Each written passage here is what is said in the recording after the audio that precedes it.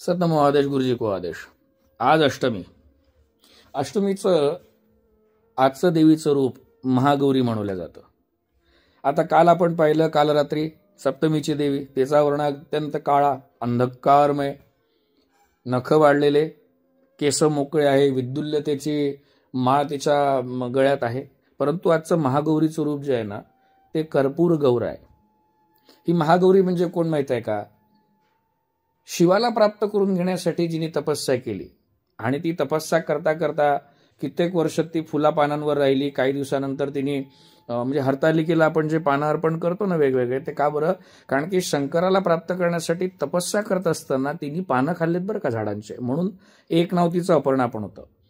तर ती तपस्या करत असताना अगदी क्रुश झाली होती। तिचा गौरवर्ण जो शंखा समान होता, कर्पुरा समान होता, तो थोडासा काळा पडायला लागला होता आणि तिच्या तपस्याला फळ मिळालं। भगवान शंकर प्रसन्न झाले तिच्यावर आणि शंकरांनी वरदान दिलं की हो, मी तुझा पत्नी म्हणून स्वीकार करणार, तुझं पाणीग्रहण करणार।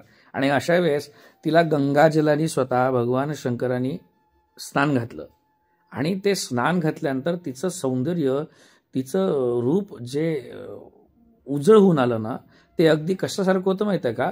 भगवान शंकरासारखं।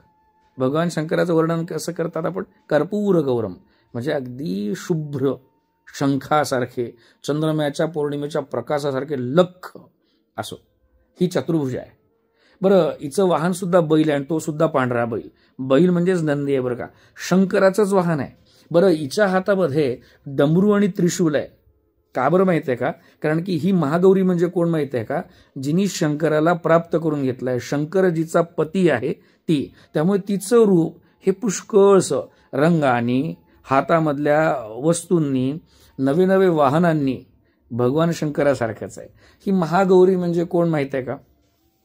ही महागौरी म्हणजे एका सुविज्ञ पत्नीचं रूप आहे, जी अगदी नवऱ्याच्या सगळ्या सवयी वेगळ्या नसून त्या सवयींमध्ये स्वतःला उतरवून घेते।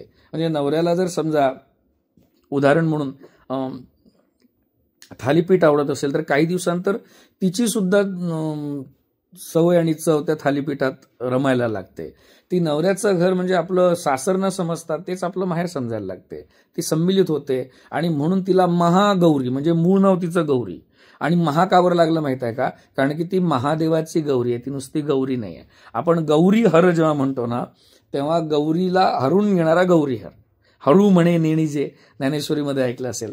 त्यामुळे ही महागौरी जी आहे ना, ही अष्टमीची द्योतक आहे। 8 हा रंग, 8 हा जो आकडा आहे हा अतिशय शुभ आहे। अजून एक छोटीशी स्टोरी सांगून देतो, कदाचित थोडंसं लॉंग होईल। पार्वतीने सिंहाला वाहन जे बनवलं ना, ते याच रूपात बनवलं बरं का।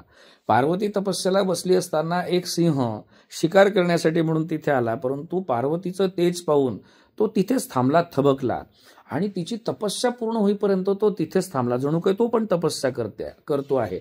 आणि अशा वेळेस तो क्रुश झाला, त्याचं सगळं मांस घटून गेलं, हाडाडं राहिले। परंतु जेव्हा देवी पार्वती उठली आणि तिने त्याच्या डोळ्यातली ती करुणा आणि तो आनंद पाहिला की पार्वती तपस्येतून उठलेली आहे, त्यावेळेस तिने त्याला स्पर्श केला आणि वरदान दिलं की यानंतर तू माझ्यासोबतच राहतील। त्यामुळे आपण जे सिंहारूढा जे म्हणतो ना, ते या महागौरी रूपालाच म्हणतो बरं का। आणि दुसरं की ही अभयकारक आहे, ही दिसायला खूप सुरेख आहे, ती तेवढीच नितळ आहे। ती एक, मी म्हणून म्हटलं ना, ती एका सुविज्ञ पत्नीसारखी आहे, जी पतीवर अत्यंतिक प्रेम करते। आणि ही महागौरी तुम्हाला आणि मला दोघांनाही वसुधैव कुटुंबकमचं वरदान द्यावं।